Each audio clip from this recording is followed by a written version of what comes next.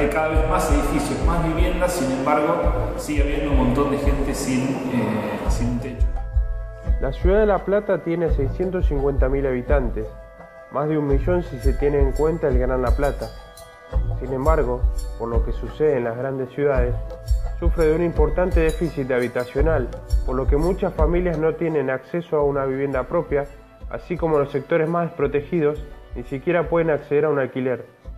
Por esto, a raíz de no tener un lugar donde vivir, recurren a las ocupaciones que en algunos casos terminan en desalojo.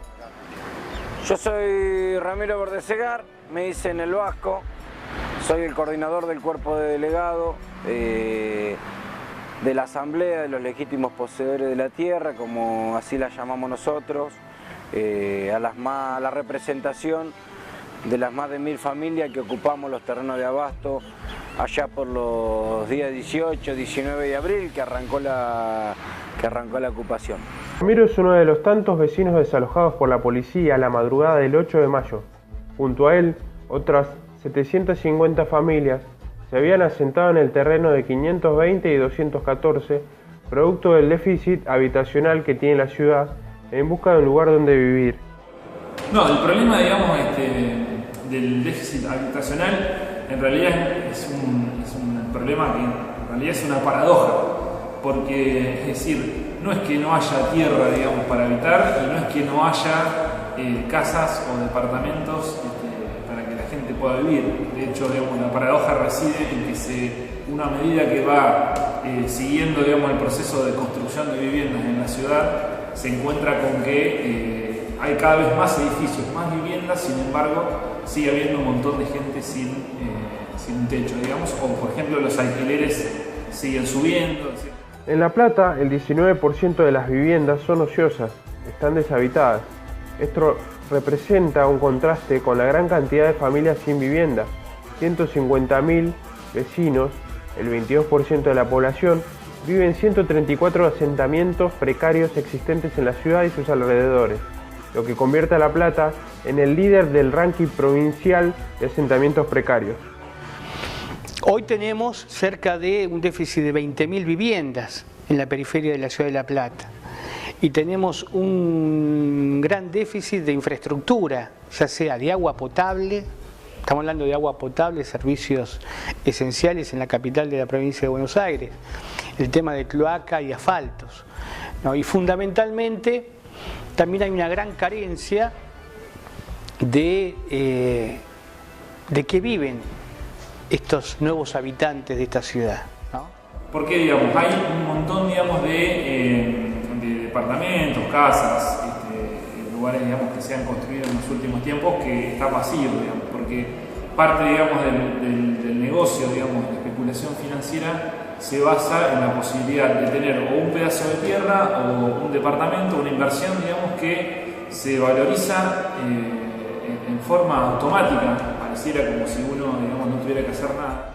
El déficit habitacional es un problema que viene de la mano con la falta de políticas públicas o de la falla en su aplicación. El programa Crédito Argentino, Procrear, entre otros, es inaccesible para los vecinos que se asentaron en los predios de Abasto.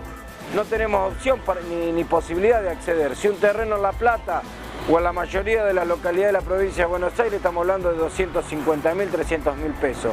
Acceder a un Procrear, que es una medida muy buena para un sector social, para los laburantes que cobramos menos de 6.000, 7.000 pesos nos resulta inaccesible. Es más, no podemos acceder. En realidad el Estado tendría que intervenir para poder garantizar que esas familias se reubiquen en otro lugar, accedan, digamos, a una vivienda y no sea necesario el uso de la fuerza, digamos, para que esas personas tengan su derecho a una vivienda digna. Y no se cumple en el sentido también de que el acceso a la vivienda en los sectores más populares, pues si uno analiza en los últimos años, el Estado ha tenido una política, por ejemplo, de acceso a la vivienda y microcrédito, como puede ser el Procrear, programas, digamos, que han estado destinados, digamos, a un cierto sector de sociedad con un determinado tipo de ingresos y condiciones para poder acceder a ello.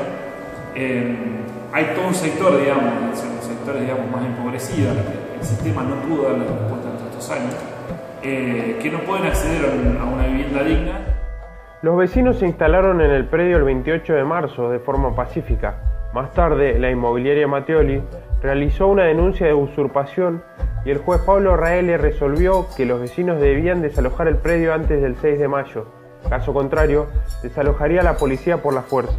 La propietaria del predio ocupado es una empresa, Texlen, Sociedad en Comandita por Acciones, que está en quiebra desde el año 2002 y el predio estaba desocupado en parte, la parte que ocuparon las personas, que finalmente tomaron las personas desalojadas, y otra parte había sido ocupada por un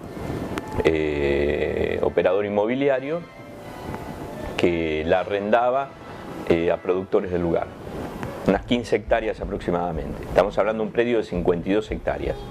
Previo al desalojo, si bien habíamos tomado la posición hacía menos de un mes, alrededor de 1000 familias, previamente eran tierras deshabitadas, ociosas, vacías, donde este tipo Mattioli había expropiado alrededor de la totalidad, y alrededor de 15-20 hectáreas estaba utilizándolas, loteándolas, alquilándolas, haciendo usufructo de algo que no le pertenecía. Acá no se comprobó el delito.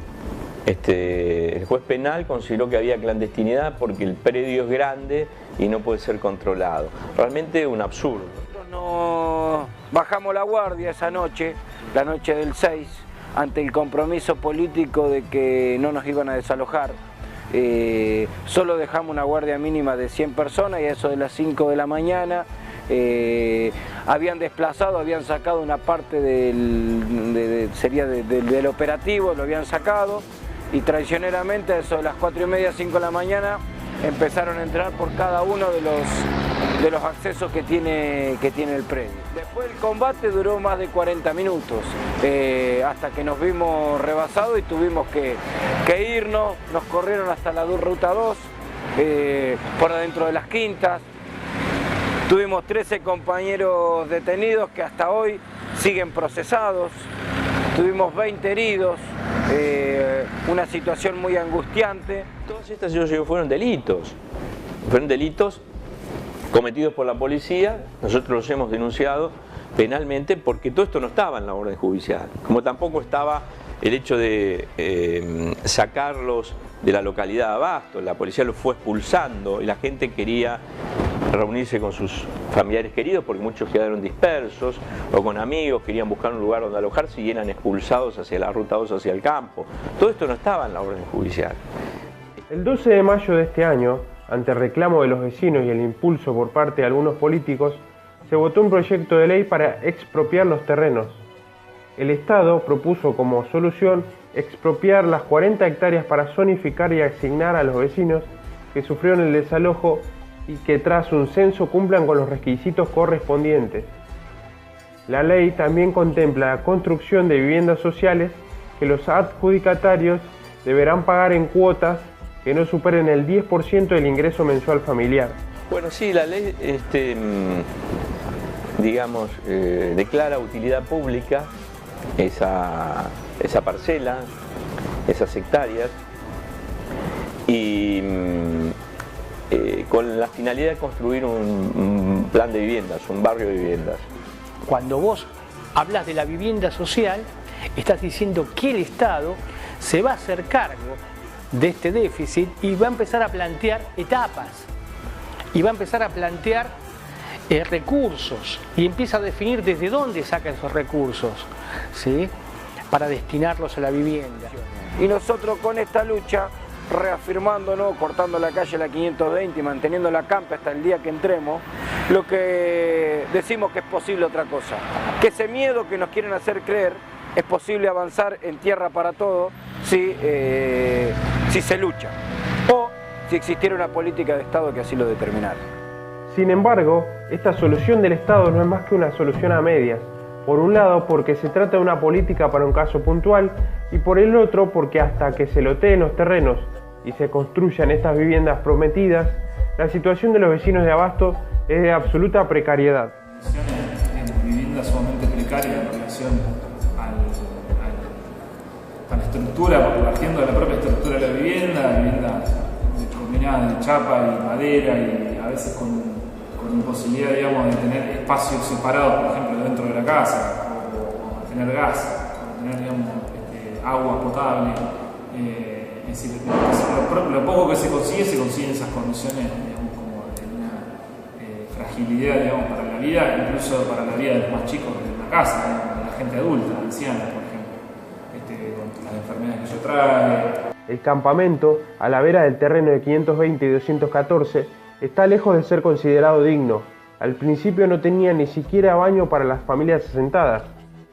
Ahora hay baños químicos, pero la precariedad de las casas, muchas hechas de lona, están lejos del derecho universal de la vivienda digna, derecho propio de todo aquel que habite el suelo de la nación argentina, como dicta la Constitución.